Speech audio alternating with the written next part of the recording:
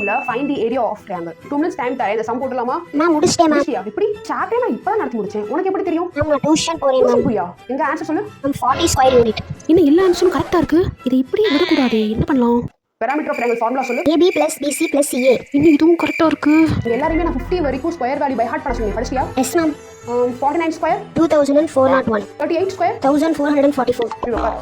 அப்போ நான் சொல்லி கொடுக்கறது இவங்க யாருக்குமே புரியல. இவங்களை இப்படியே விட்டோம், இந்த மேம் நல்லா சொல்லி தர மாட்டேன்றாங்க, எல்லாரும் டியூஷன் போன்னு சொல்லி இழுத்துட்டு போயிடுவாங்க. அப்படியே விடக்கூடாது. இதை ஏதாச்சும் பண்ணணுமே.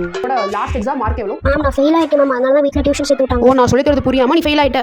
ஆக்சுவலா ஃபெயிலியர்ஸ்க்கு நாளைல இருந்து நம்ம ஸ்கூல்ல கோச்சிங் கிளாஸ் நடக்க போகுது. ஸ்கூல் முடிஞ்சு அடுத்த 2 மணி நேரம். அதுக்கு வந்து ஃபீஸ் ஜஸ்ட் 6000 தான். உங்களுக்கு ஃபீஸ் எவ்வளோ? 500 மேம். 500 தான்.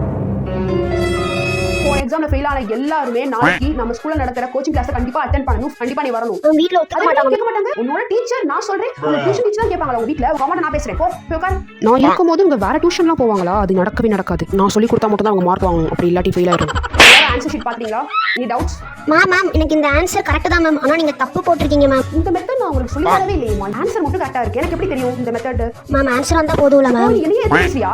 டியூஷன்ல கரெக்ட்டா இனிமே உங்க டியூஷன்லயே நீ போய் எக்ஸாம் எழுதிக்கோ. பப்ளிக் எக்ஸாம் ஸ்கூலுக்கு வராத. இப்ப பப்ளிக் எக்ஸாம் இந்த மெத்தட் எழுதுற அவங்களுக்கும் என்னைய மாதிரி இந்த மெத்தட் தெரியல அப்படின்னா அவங்க 0 தான் போடுவாங்க. அவங்க மார்க் போட மாட்டாங்க. ஒழுங்கா நான் சொல்லி கொடுக்கறத பப்ளிக் எக்ஸாம் எழுது. அப்படி இல்லையா நான் டியூஷன் எடுக்கிறேன் அங்க வந்து அட்டெண்ட் பண்ணிக்கோ. இந்த மேம் ஸ்கூல்ல நடக்கிறதே ஒண்ணும் புரியாது. இதுல டியூஷன் வேற நடக்கும். ஸ்கூல்ல என்ன மெத்தட் சொல்லி தரமோ அதுதான் நீங்க பப்ளிக் எக்ஸாம்ல எழுதணும். சரிங்களா? நம்மளும் டியூஷன் எடுத்து லாபம் பார்க்க வேண்டியதான்.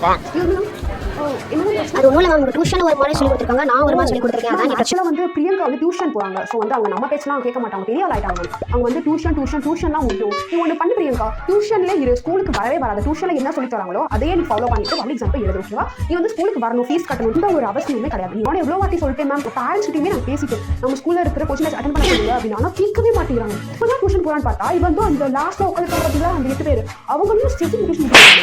எல்லாரும் குட்டிச்சவரா போயிட்டாங்க. எதுலயுமே பாஸே கிடையாது. நீ அந்த மாதிரி பிரச்சனைலாம் எதுவும் இல்ல மேம். சொல்ல போனா டியூஷன்ல ரொம்ப நல்லா சொல்லி கொடுத்திருக்காங்க. என்னையோட டியூஷன்ல ரொம்ப ஈஸியான மெத்தட் சொல்லி கொடுத்திருக்காங்க. நான் டஃபா சொல்லி கொடுத்திருக்கேன். அதனால தான் நானே அந்த ஈஸி மெத்தட ஃபாலோ பண்ணலாமான்னு யோசிச்சிட்டு இருக்கேன் மேம். நீங்க பாஸ் ஆனாலே போதும்ல மேம். நமக்கு வேற என்ன வேணும் சொல்லுங்க. ஆமா நீங்க என்ன இந்த பக்கம் வந்திருக்கீங்க? இன்னொரு ரெஜிஸ்ட்ரேஷன் புக் விட்டுட்டு நம்ம இதுக்கு தான் வந்தோம். ஓகே மேம் எடுத்துக்கோங்க. ஐயோ, இனிமே இன்னைக்கு கூட ஒரு இடத்த காலி பண்றோம். சொன்ன முத்தோ.